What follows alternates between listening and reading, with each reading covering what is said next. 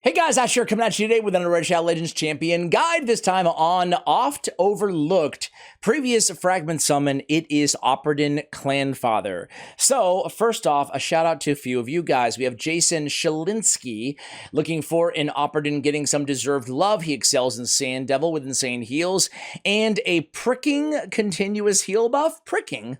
With his A2. The ratings give him a 3 for Sand Devil, but he's a 5. We shout out to Jill Castile as well, who duos him in Turn Meter Fill with Hydra with Elva. And then we have Roger Huguet waiting for the day that you tell me Holstring and Clanfather are OP.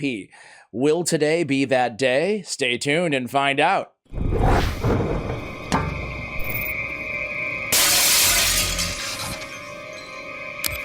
Alright, so OPARDIN Clanfather is a barbarian, as I mentioned, a previous fragment summon inside this game. Aesthetically, he looks pretty cool. He's an HP-based champion. He's magic affinity. He's got the dual-wielding hammers. And again, I don't know, what are those, elk horns? Or I don't even know what they would be. What kind of animal? Moose horns? What kind of animal would have those horns? Maybe an elk. Anyway, his base stats are great. 22k in change on the HP, 1200 on the defense, and 102 on the speed. All really solid, right? On the A1, paired hammers. Attacks one enemy 2 times. Each hit has a 65% chance of decreasing target's turn meter and increasing this champion's turn meter by 5%. We don't like that. It can be booked up to a 65% chance. The books are pretty reasonable on this champion compared to a lot of other fragment summons and fusion legendaries and just legendaries in general in this game. We don't love the 65% piece of it, but we do love that it happens on each hit on the A1. So overall, a pretty good A1 ability. Awkwardly, though, it's the only reason in his entire kit that you would need to build accuracy on this champion.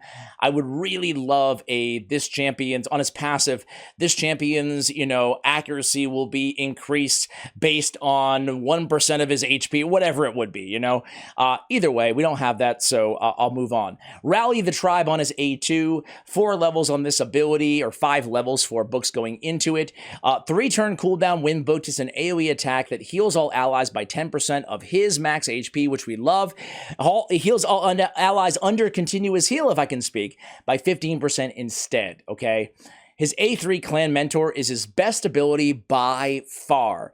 Removes all block buffs and heal reduction debuffs from all allies.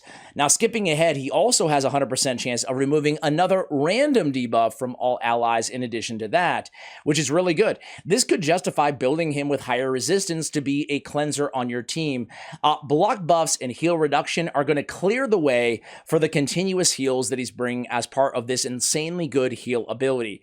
It places 2 continuous heal buffs on all allies for 2 turns on a 3-turn duration. There's only one other champion that gives not 1 but 2 continuous heals, big versions, on a 3-turn cooldown, and that's Bad El-Khazar.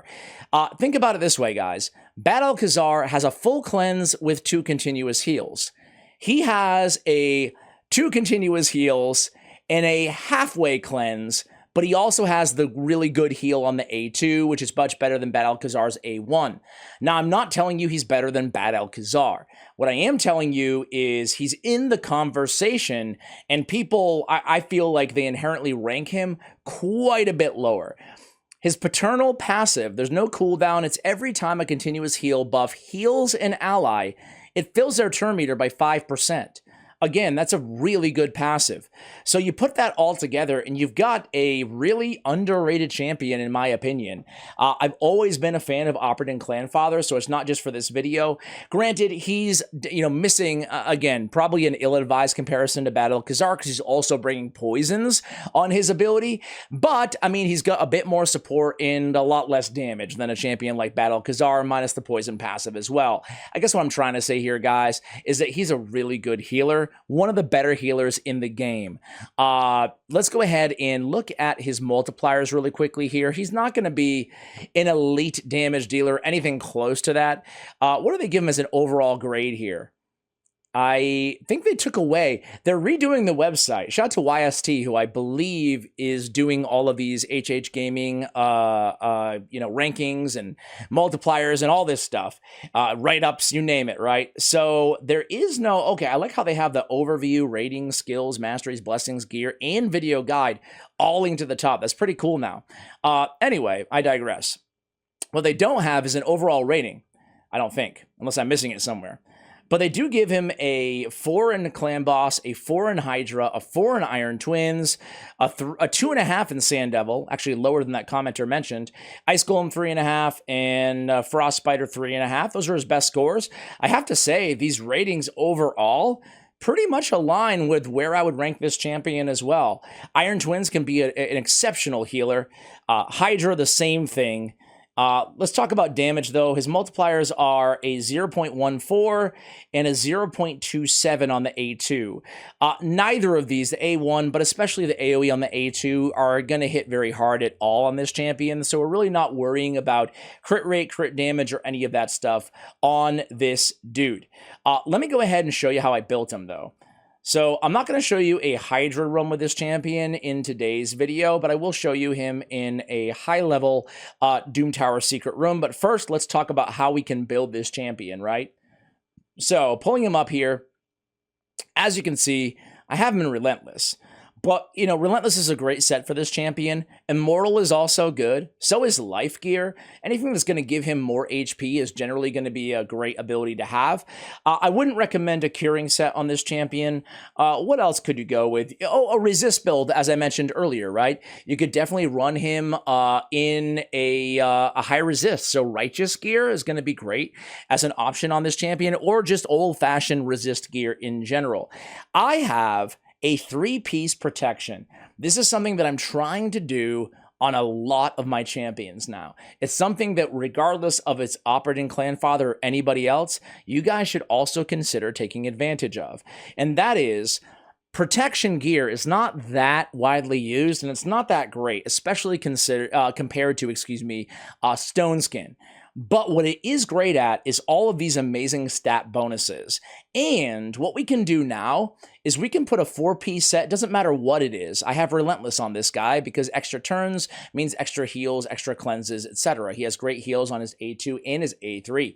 But what I try to do is, in Hydra Clash, if you can win even one mediocre accessory, right? It sometimes is worth having protection gear because you get that 12% speed if you can get one accessory and 2 gear pieces. So out of a 3-piece protection set, only in utilizing one of my accessory spots, I'm able to have Relentless, 20 resistance, 15% HP, and 12% speed. That's really good. Now, if I could get both other accessories, I'll get a protected buff and another 12% speed, which I do not have. You know, I only had one barbarian accessory of protection available, but it's something to consider, whether it's Stone Skin or protection.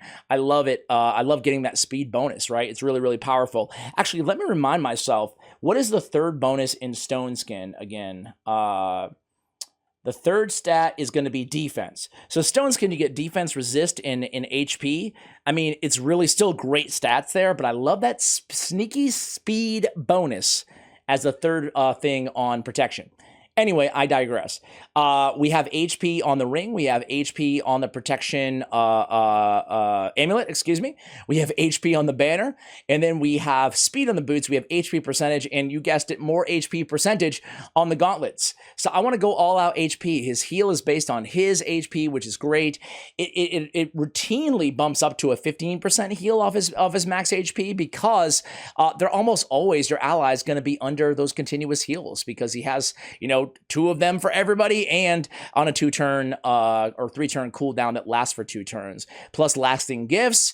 Hopefully we can proc 1 or 2 or more of those to extend to a 3-turn continuous heal, ergo more heals off the A3 and the A2. It's a beautiful combination.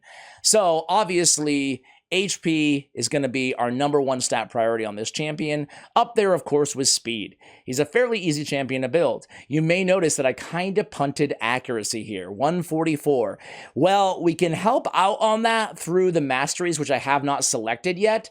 But even on Masteries, I really want to go on the left-hand side, not the right, for the extra HP and the heals. So yes, I am punting some control off of that A1, although it will still work even with 145 or whatever accuracy that we do have. I'm going to build him in a very all-around build right now. I'll give him the crit rate, I'll give him the crit damage, I'll come down the left-hand side of things here and just go with War Master, right? Don't need to go too crazy. I'll push over a little bit here. I think going with War Master is a great option on this champion, unless you want to try a niche arena build on him, in which case I would definitely go defense and support. I might consider a very high resist build on him. If that was the case, I would go with Unshakable. But again, that would be a more niche strategy you could employ if you wanted to. Of course, I'm going to go Lay on Hands. I'm going to go Healing Savior. I'm going to go Merciful Aid. And of course, probably the most important mastery on this dude is Lasting Gifts, for the reason that we just went over, to extend those continuous heals. So now we have the choice to where we want to go. I'm going to basically punt the rest of the offensive tree here, and I'm going to go all out on the support. So I will go, well, he's not casting shields, so I'll go Exalt in Death, and then I want to come right back here to Rapid Response. Rapid Response is very powerful on this champion, provided he's not speed-tuned. He's throwing out a lot of those continuous heals, going to get a lot of turn meter fills, so don't sleep on Rapid Response. I don't need the Lore of Steel, so I will go Cycle of Magic instead, and I'm going to go with Spirit Haste as well to round out our masteries. All right, guys, that is the build. Oh, in terms of blessings, I would go with, I think he could be a great, again, intimidating presence champion for your team. I think he could be, I would go probably Ward of the Fallen, potentially Lightning Cage on this champion. If you did build him with enough accuracy, I think you could go Brimstone if you wanted to, because he does have, you know, that AoE on the A2, 3-turn cooldown. In the arena, you could go with Polymorph, but again, you need enough accuracy. I think the ones that I mentioned earlier would probably be the way to go. I would probably go like with a tanky build, and Word of the Fallen, I think, is kind of the option that I would go for. But I feel like you can make a case for a lot of those, especially Intimidating Presence, if you didn't already have one on your team.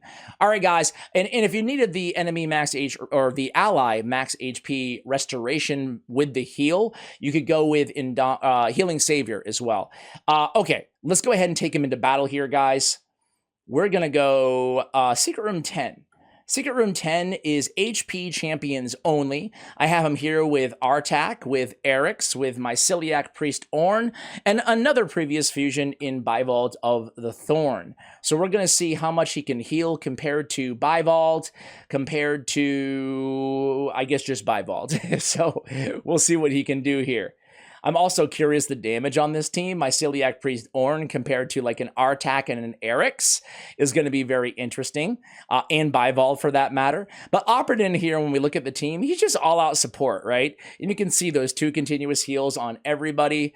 I mean, super, super powerful. All of these champions, honestly. HP-based champions, man, they used to be pretty underwhelming in this game. Before, like, Coronar came around, there wasn't many offerings for really strong HP-based champions. For a long time, it was Sir Nicholas, and it was Miscreated Monster in this game, and then not much else. And then they went through, and they buffed champions like Tila Gormain. They added a lot, like all of the champions on this entire team. They added a lot of compelling HP-based champions as well, and now they're a really, really strong category in the game. All right, look at Erix dishing out ally protects and the stuns. I mean, and a lot of damage. That's great. You can see, though, these continuous heals add up, and you can see Lasting Gifts proc on that one right there, right?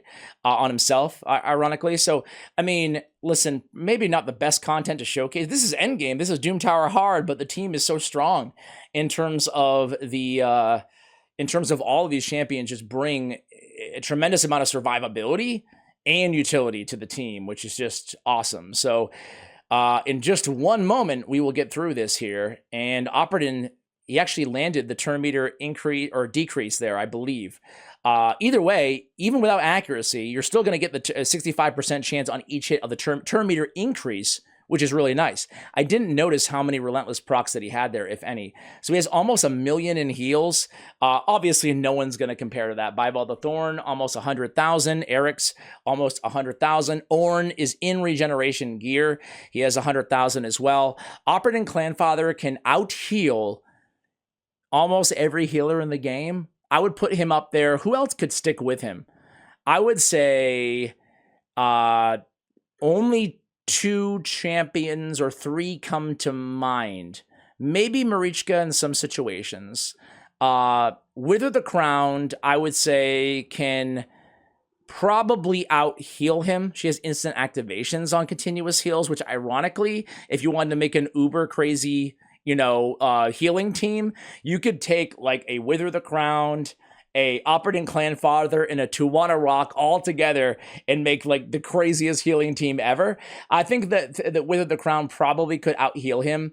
The reason I say that about Tuwana Rock is on her passive removes 2 random debuffs instead from all allies at the start of her turn who are under continuous heal buffs, right? Who else would you put in the conversation with him for healer? Oh, I was going to mention Truoth. There we go. Not, by the way, a pretty good healer in his own right, but Truoth is very, very good. He has just a cool Animus infusion with the passive. I did a guide on him somewhat recently. In terms of epic healers in the game, my money is actually on... There's a few good ones, but for me, it's actually Grush, the Mangler. He has a, I can't say comparable ability because it's not quite as strong, but where the heck is it? In front of my face, man. He's on a 4-turn cooldown. He's got the big version of continuous heal and the small version of continuous heal. Only difference is, again, A, it is predicated on a critical hit to have the small version. B, the small version only lasts for 1 turn. And C, it's on a 4-turn cooldown, not a 3-turn cooldown. And I guess D, he doesn't have a great heal on his A2. He does bring more damage to the table, though. So anyway, guys, just kind of comparison of some of my favorite healers. I think that OPARDIN is definitely an underrated healer out there. When we talk about Sand Devil, again, I do want to reiterate until, before I let you guys go, that on Sand Devil, I would absolutely go with Miracle Heal as a blessing on this champion, right? He could restore the HP very, very well. So that's an option for you guys in terms of more utility from this champion. Is he a super uber endgame champion? No, he doesn't justify endgame usage in many areas because he's, I don't want to say just, but yeah, he's just a really good healer, He doesn't bring any extra damage or essential buffs to the table, but that turn meter fill on his passive is a very nice addition to an already really robust kit when it comes to support and heals for your team. Overall, I would give him maybe a 3.5 total grade and out of 5. And I would say that anybody progression-wise who needs a healer, whether it be for challenging stages and Ice Golem, whether it be for Hydra Clan Boss, I should have mentioned a shield set and a bolster set because we're building him with so much HP anyway, are viable options. I feel like that's the best utility from this champion, Sand Devil as well, or even Iron Twins. So guys, hopefully you enjoyed this guide. Thank you so much for watching all the way till the end. And as always, take care, guys.